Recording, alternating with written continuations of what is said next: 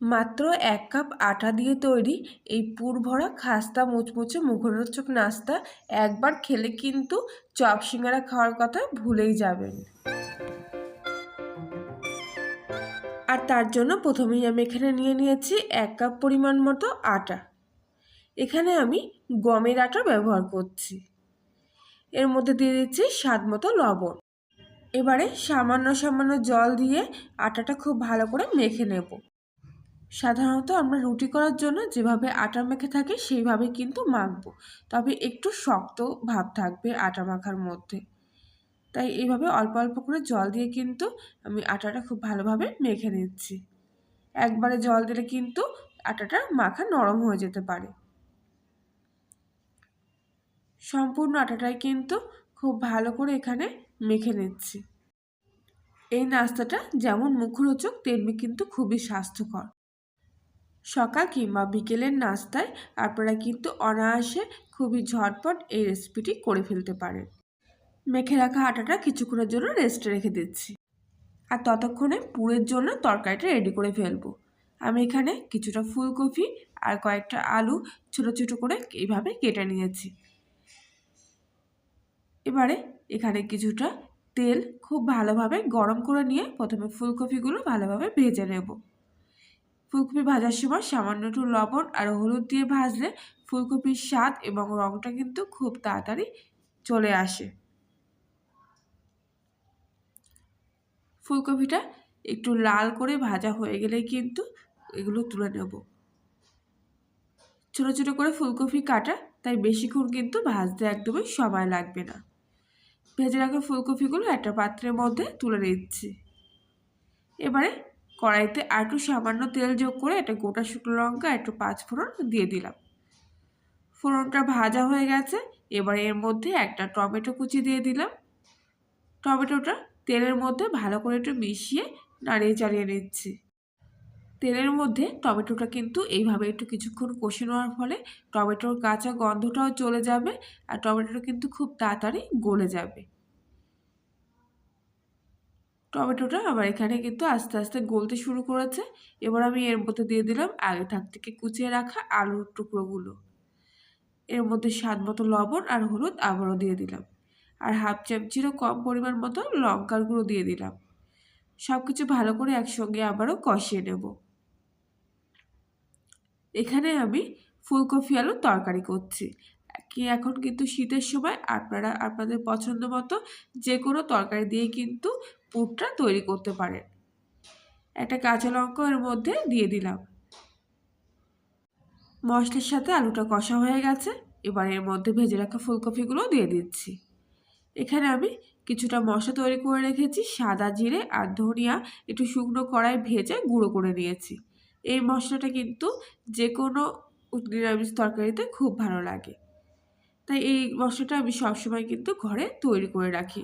আর সঙ্গে আপনারা যদি ঝাল বেশি পছন্দ করেন, দুটো শুকনো লঙ্কাও এইভাবে ভেজে এর সাথে গুঁড়ো করে নিতে পারেন। এবারে আমি তরকারির মধ্যে সামান্য অল্প পরিমাণ জল দিয়ে একটু ভালো করে মিশিয়ে নিচ্ছি। তরকারিটা যেহেতু মাখা মাখা হবে, শুকনো শুকনো, তাই বেশি একটা জল দিলাম না। এবারে কিছুক্ষণের জন্য ঢাকা দিয়ে রাখবো তরকারিটা সেদ্ধ হওয়ার জন্য। কিছুক্ষণ পর তরকারির ঢাকনাটা আমি খুলে নিলাম। আর দেখুন তরকারিগুলো কিন্তু খুব ভালোভাবে সেদ্ধ হয়ে গেছে। এবারে এভাবে একটু ঘেটে দিচ্ছি যাতে তরকারিটা খুব ভালোভাবে মাখা মাখা মতো হয়ে যায়। ফুলকপির তরকারিটি কিন্তু একেবারে হয়ে গেছে। এবার এর মধ্যে সামান্য একটু গরম মশলা আর ঘি দিয়ে কিন্তু তরকারিটা আমি এখানে নামিয়ে নিচ্ছি। একদম শুকনো শুকনো তরকারি এখানে তৈরি হয়ে গেছে।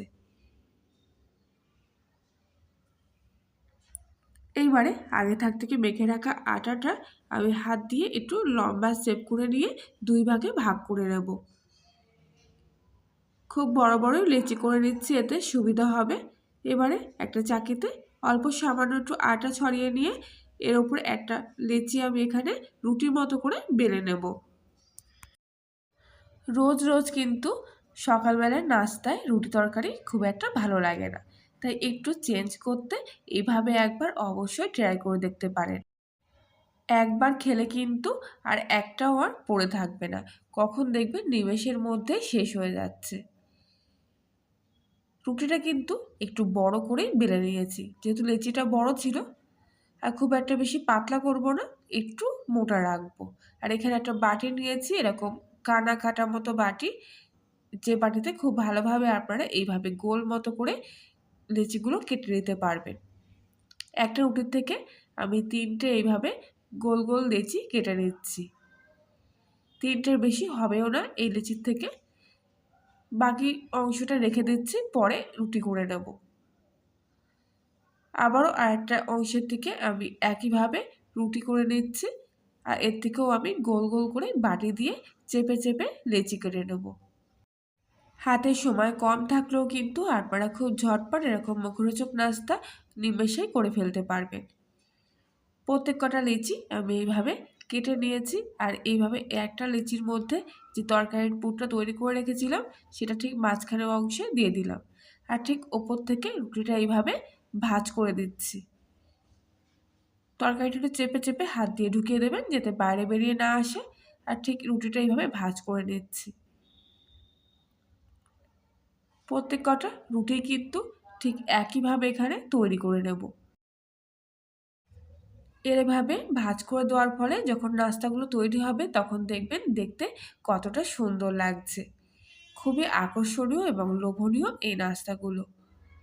যে একবার দেখবে সেই কিন্তু অন্তত একবার খেতে চাইবে।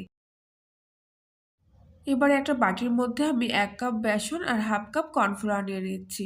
স্বাদ মতো লবণ দিয়ে দিয়েছি এর মধ্যে, আর দিয়ে দিলাম হাফ চামচি হলুদ গুঁড়ো, হাফ চামচি লঙ্কার গুঁড়ো, হাফ চামচি কালো জিরে আর কয়েকটা সাদা তিল। সব কিছু অল্প জল দিয়ে একসঙ্গে খুব ভালোভাবে মিশিয়ে বেশ কিছুক্ষণ ধরে ফাটিয়ে নেব। এখানে আপনারা কর্নফ্লাওয়ারের বদলে ময়দাও কিন্তু ব্যবহার করতে পারেন, কিংবা শুধু বেসন দিয়েও কিন্তু এই ঘোলটা তৈরি করতে পারেন। তবে খুব একটা বেশি মোটাও হবে না, আবার পাতলাও হবে না। ঠিক এরকম অবস্থায় আসলে একটা করে রুটি আমি নিয়ে নিচ্ছি। আর ঠিক বেসনের মধ্যে হালকা হাতে এইভাবে একটু ঘুরিয়ে নিচ্ছি, যাতে প্রলেপটা পুরো রুটির গায়ে লেগে যায়। সুন্দর একটা ওপর থেকে বেসনের কোট পড়ে গেছে। এবারে কড়াই কিছুটা তেল গরম করে একে একে প্রত্যেক কটা নাস্তায় আমি ভেজে নেব। ভাজার সময় গ্যাসের ফ্লেমটা পুরোপুরি হাই ফ্লেমে দেবেন না, লো টু মিডিয়াম আঁচে রাখবেন। তাহলে ভেতর থেকে সুন্দরভাবে ভাজা হয়ে আসবে। আর তখন দেখবেন কতটা খাস্তা মুচমুচে হচ্ছে এই নাস্তাগুলো। উল্টো পাল্টে কিন্তু খুব ভালোভাবে এক এক করে নাস্তাগুলো আমি ভেজে নিচ্ছি। একটু কড়া করে লাল করে ভাজলে কিন্তু এই নাস্তাগুলো দেখতেও ভালো লাগবে, আর খেতেও কিন্তু খুব দারুণ টেস্টি, একেবারে খাস্তা মুচমুচে হবে। আটা তৈরি নাস্তাগুলো কিন্তু পুরোপুরি তৈরি হয়ে গেছে। এবার আমি তেল থেকে তুলে নিচ্ছি। আর প্রত্যেক দিনের মতো আবারও বলছি, যদি আজকের রেসিপিটি ভালো লাগে তাহলে প্লিজ অন্যদের সাথে রেসিপিটি শেয়ার করে দেবেন। আর কলের রান্নাঘর চ্যানেলটিতে আপনি যদি নতুন সদস্য হয়ে থাকেন তাহলে চ্যানেলটিতে সাবস্ক্রাইব করার জন্য আপনার কাছে আমার একটা একান্ত অনুরোধ রইল। আর পাশের বেল আইকনটিও অবশ্যই প্রেস করে দেবেন যাতে নতুন কোনো ভিডিওর আপডেট পেয়ে যান। প্রত্যেকটা নাস্তায় কিন্তু আমি একইভাবে ভেজে নিয়েছি। এবার একটা নাস্তা আমি ভেঙে দেখাচ্ছি, দেখুন ভেতর থেকে কতটা খাস্তা হয়েছে। রেসিপিটি ভালো লাগলে প্লিজ লাইক এবং কমেন্ট করে জানাবেন। সামান্য সসের সাথে কিংবা একটু চাটনির সাথে এই নাস্তাগুলো কিন্তু দারুণ জমে যাবে। তাহলে বন্ধুরা, আজকের মতো রেসিপিটি এই পর্যন্তই। আবার দেখা হচ্ছে অন্য একদিন। ততক্ষণ সবাই ভালো থাকবেন।